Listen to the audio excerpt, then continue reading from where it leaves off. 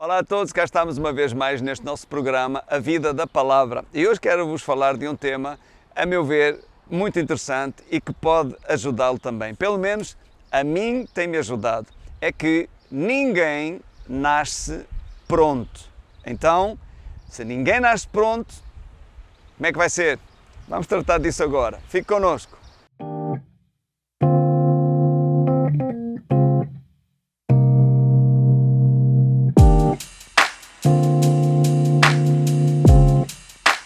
Muito bem, cá estamos nós para tratar deste assunto. Ninguém nasce pronto. É um assunto muito interessante porque diz respeito a todos nós. Tanto quanto eu saiba, nem você, nem eu nascemos prontos. Sabe, uma vez os estudantes fizeram uma visita de estudo a uma velha aldeia na Itália. E um desses jovens chegou-se a um idoso que estava lá encostado numa ponte românica e perguntou-lhe: "Você sabe-me dizer se aqui nesta aldeia nasceu assim alguém grande?" E o senhor idoso olhou para ele e disse: "Meu filho, até agora que eu saiba, só têm nascido bebés. Ninguém nasce grande, ninguém nasce pronto.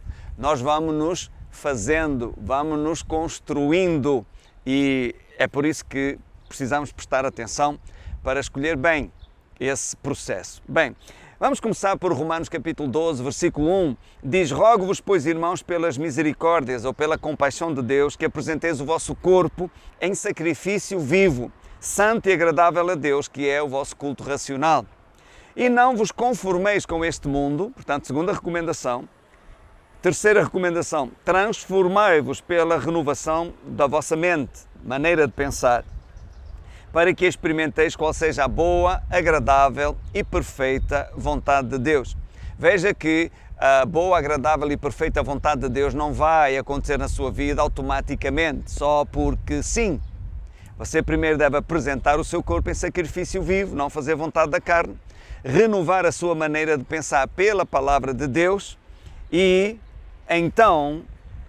também não se conformar com este mundo. E então você vai experimentar a boa, agradável e perfeita vontade de Deus. Agora, a forma como nós agimos determina a nossa fé.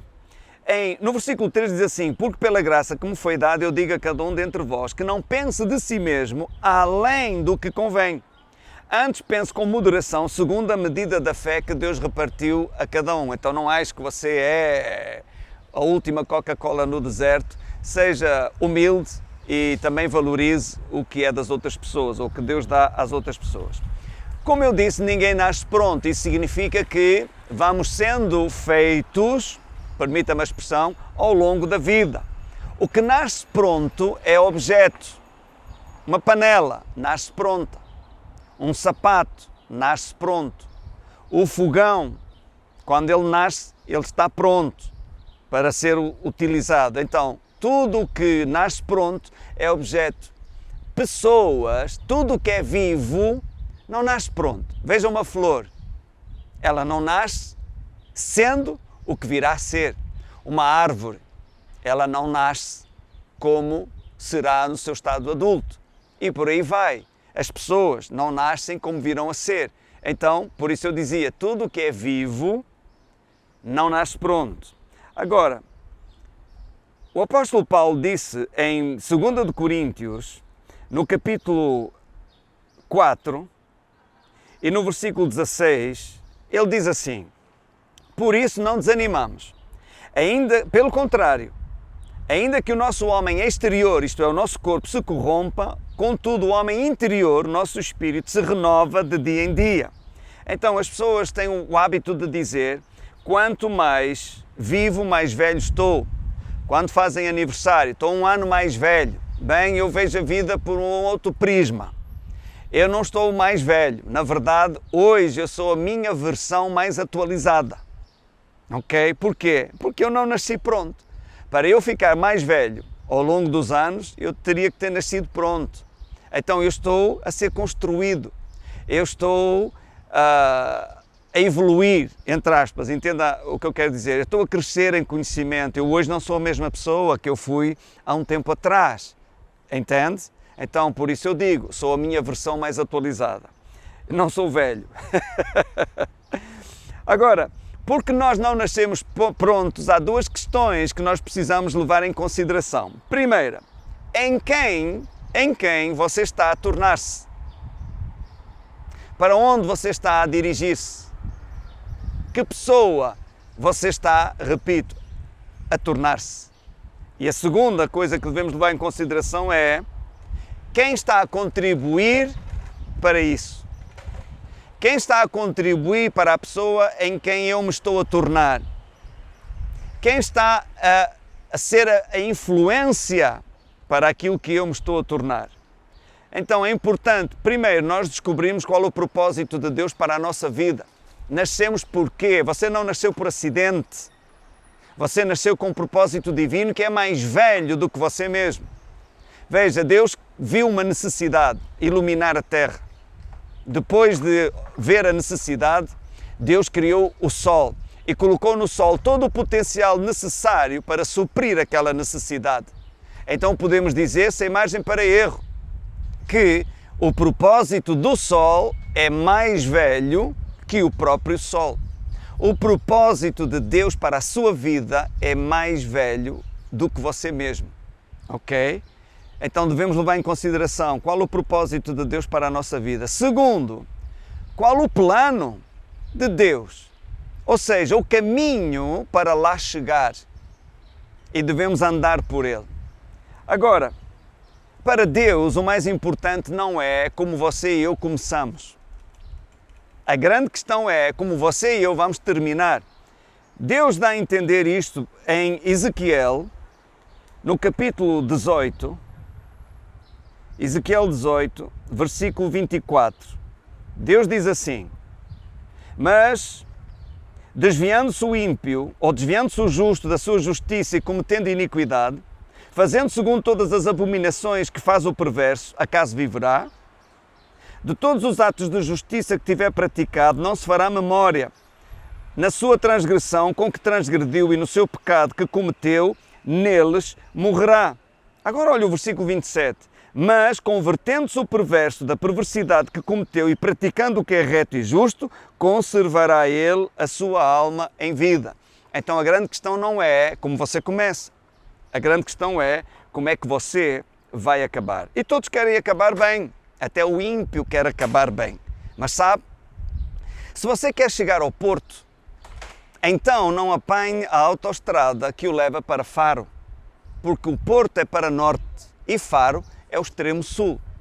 Se você quer acabar bem, então não entre no caminho e no estilo de vida que leva você para aquilo que é mau e para aquilo que está errado. Ora, Jesus é o nosso grande exemplo a seguir.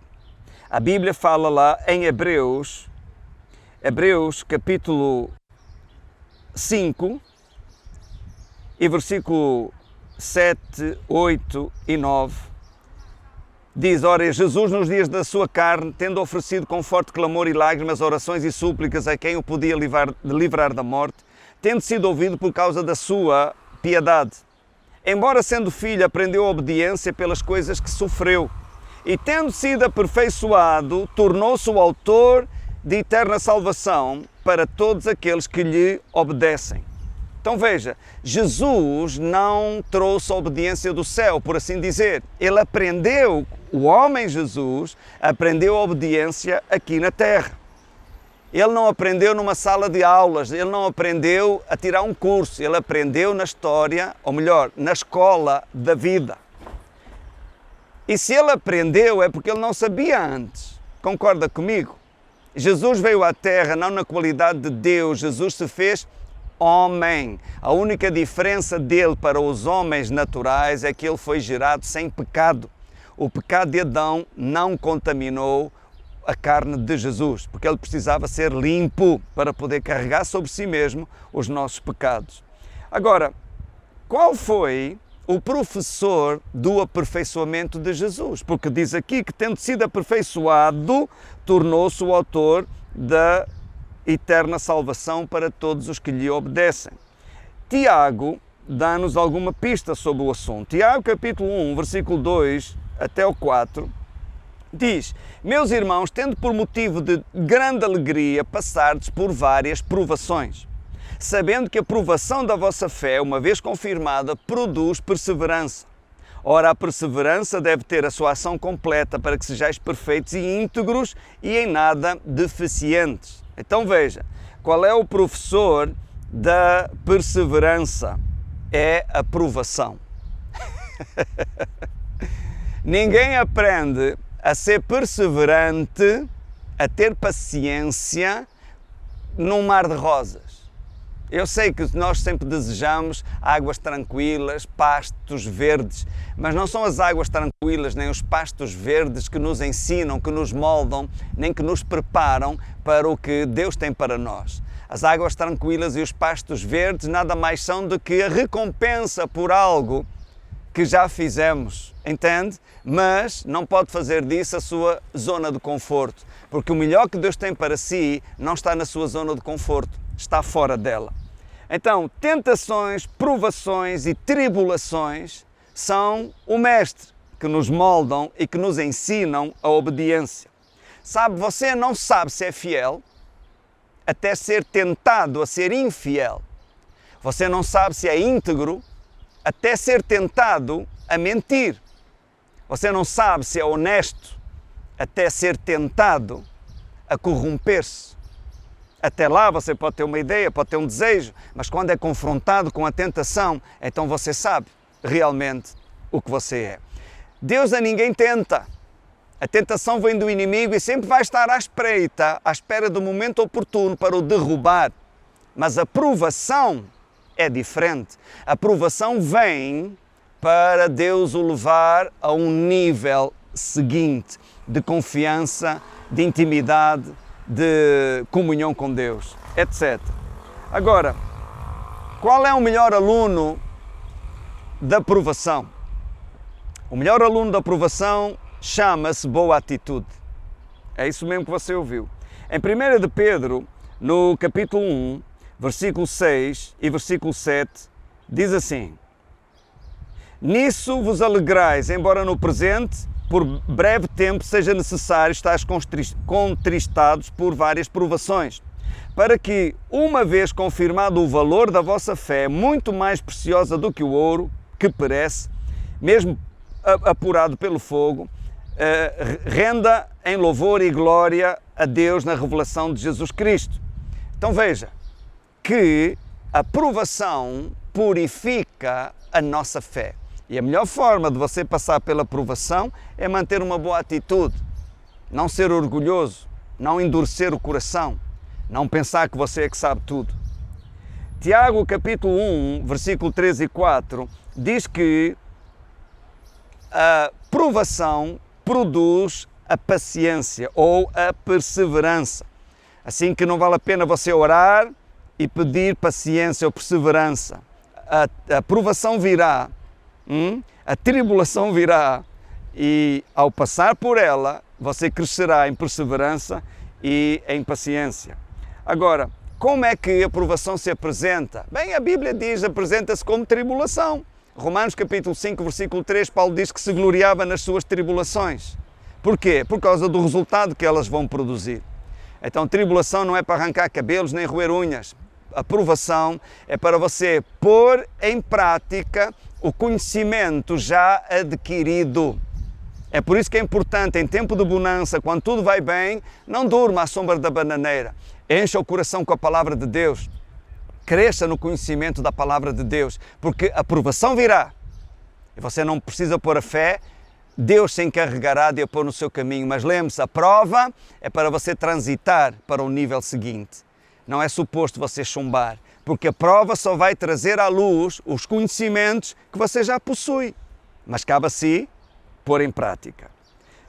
Para terminar, eu quero vos falar um pouco disto. Eu recordo-me que no ano de 91 eu estava em Angola e passei por uma grande tribulação. Eu fui acusado de uma coisa que eu não tinha cometido diante do governo, não é? E veio uma intimação para eu falar com o secretário de Estado da Justiça. Ora, as pessoas vinham dizer, os mensageiros da dúvida, que eu poderia ser preso e que aprovar-se aquilo poderia dar fuzilamento. E o medo entrou em meu coração, sabe? Eu estou num país estrangeiro, um jovem, Eu pensei, eu vou embora, vou para Portugal, porque eu estou inocente daquilo que me acusam. Mas eu só seria inocente se eles quisessem. Então eu decidi, eu vou desistir. Vou embora, vou dizer ao meu pastor, sinto no meu coração que o meu tempo em Angola terminou. Embora não fosse verdadeiro. Então eu cheguei a orar e a dizer, Senhor, eu quero obedecer-te em tudo. E para tu teres a prova disso, manda-me para Lisboa e verás como eu irei no dia seguinte. Eu orei realmente assim. Mas Deus não disse nada, Deus não falou nada. O dia de eu ter a entrevista com o secretário de Estado da Justiça estava a chegar, então decidi desistir por conta própria. E nessa noite eu tive um sonho. Era tudo escuro ao meu redor, mas do escuro vinha uma voz que dizia, desiste de desistir, duvida das dúvidas, porque o Senhor não deixará de cumprir a sua palavra.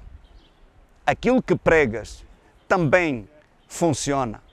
E eu percebi que aquilo que eu andava a pregar aos outros também funciona na minha vida. Desiste de desistir, duvida das dúvidas. Naquela altura, em 1991, eu nunca tinha ouvido ninguém falar uma coisa daquelas. Ouvi por revelação.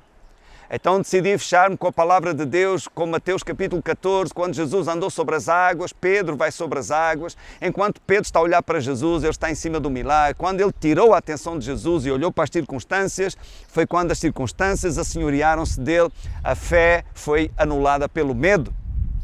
Então recusei-me a olhar para as circunstâncias, confessei, eu vou ficar melhor ainda.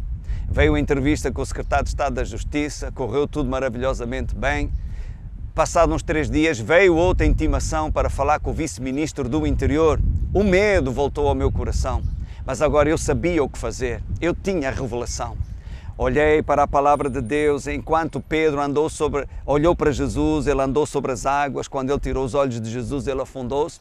Recuso-me a olhar para as circunstâncias, recuso-me a tirar os olhos de Jesus. E assim foi, chegou o dia, o vice-ministro do Interior perguntou-me, então diga-me lá.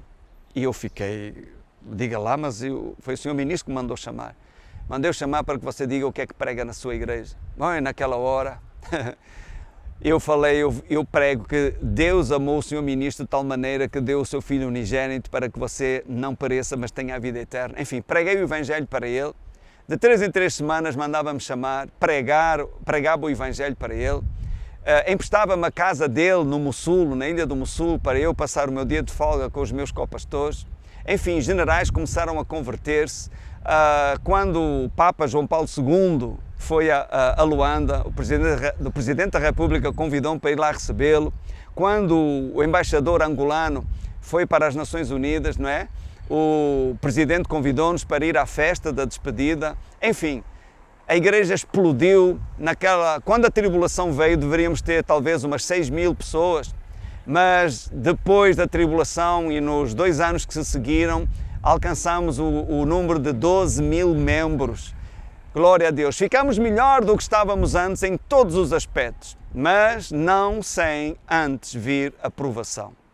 Então a aprovação vem para nos aprovar, para colocarmos em prática os conhecimentos já adquiridos. E lembre-se, como ninguém nasce pronto, todos nós, tenhamos a idade que tivermos, estamos a ser construídos, estamos a ser edificados. Por isso não desanime se você acha que ainda não chegou. Você está vivo, pronto, a sua carreira ainda não acabou, que ainda há muito para você crescer, aprender e fazer. Eu espero que esta palavra o tenha ajudado. Foi um prazer saber que estou na sua companhia. Um grande abraço a todos e vemo-nos no próximo programa. Até lá, fique na paz.